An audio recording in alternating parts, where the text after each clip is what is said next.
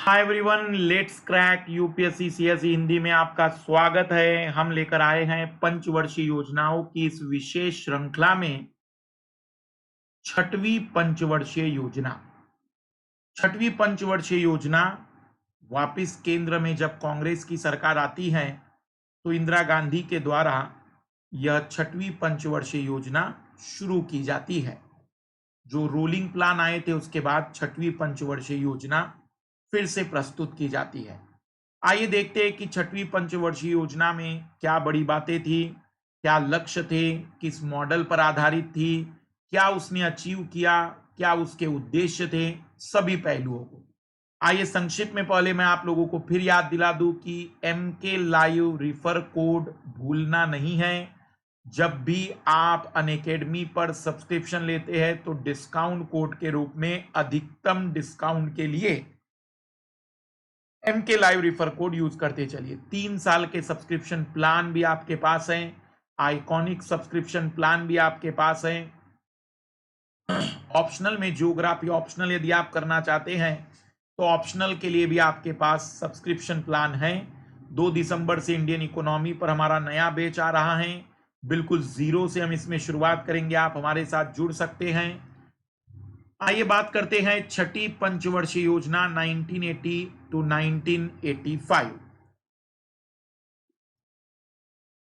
इसका जो मूल लक्ष्य था छठी पंचवर्षीय योजना का, गरीबी उन्मूलन एवं तकनीकी आत्मनिर्भरता। लगभग वही लक्ष्य है जो 5वीं का था। गरीबी उन्मूलन और आत्मनिर्भरता की जगह पर तकनीकी आत्मनिर्भरता। ये जो मॉडल था ये आगत निर्गत मॉडल के नाम से जाना जाता है। आगत निर्गत मॉडल छठवीं पंचवर्षीय योजना का मॉडल था। जैसे पहली पंचवर्षीय योजना, दूसरी पंचवर्षीय योजना में मैंने आपको अलग अलग मॉडल बताए थे, तो वैसे ही यह आगत निर्गत इनपुट आउटपुट मॉडल पर आधारित था कि भाई हम जहां जहां निवेश करेंगे वहां वहां से रिजल्ट भी मिलेंगे। अध्यक्ष इंदिरा गांधी क्योंकि प्रधानमंत्री थी और उपाध्यक्ष थे शंकर राव चौहान। उद्देश्य था ग्रामीण गरीबी उन्मूलन। खास करके गरीबी में ग्रामीण गरीबी को इसलिए लक्षित किया गया क्योंकि वहां पर गरीबी का जो स्वरूप था वो ज्यादा भयावह था। सामाजिक आर्थिक आधारभूत संरचना, शिक्षा, अस्पताल, इस जैसी सामाजिक आर्थिक संरचनाओं का विकास करना। परिवार नियोजन, क्योंकि जनसंख्या विस्फोट, परिवार नियोजन को भी इसमें जगह दी गई थी। अनुमानित लक्ष्य तो 5.2% का था, लेकिन प्राप्त लक्ष्य 5.7%। हम कहेंगे कि एक सफलतम योजना रही, जो अपने जीडीपी की जो वृद्धि दर, विकास की वृद्धि दर या ग्रोथ की जो वृद्धि दर हमने सोची थी, उससे भी ज्यादा ग्रोथ रेट हमने प्राप्त की। भारत में आर्थिक उदारीकरण की शुरुआत, वैसे तो 1991 में आर्थिक उदारीकरण हुआ जिसे एलपीजी कहते हैं, लेकिन 1980 के दौर में थोड़े बहुत बदलाव हुए थे, खास करके इनकम टैक्स के डिपार्टमेंट में, क्योंकि करों के बारे में सरलीकरण करने की बात शुरू हुई थी। थोड़ी बहुत लघु उद्योगों के लिए लाइसेंसिंग व्यवस्था को कम करने की बात की गई थी, तो हल्का पुल्का आर्थिक उदारीकरण शुरू हुआ। नाबार्ड बैंक की स्थापना 1982 में इसी समय की गई थी। नाबार्ड बैंक की स्थापना जो आज भी रीजनल रूरल बैंक का माई बाप है, या फिर मैं कह सकता हूं कि जो कॉरपोरेट समितियां होती हैं उनका माई बाप होता है। परिवार नियोजन कार्यक्रम लाए गए थे जनसंख्या विस्फोट को रोकने के लिए। छठी पंचवर्षीय योजना काफी सीमा तक सफल रही क्योंकि इसमें निर्धारित विकास दर से अधिक का लक्ष्य प्राप्त हुआ था। साथ ही परिवार नियोजन कार्यक्रम को भी व्यापक सफलता प्राप्त हुई।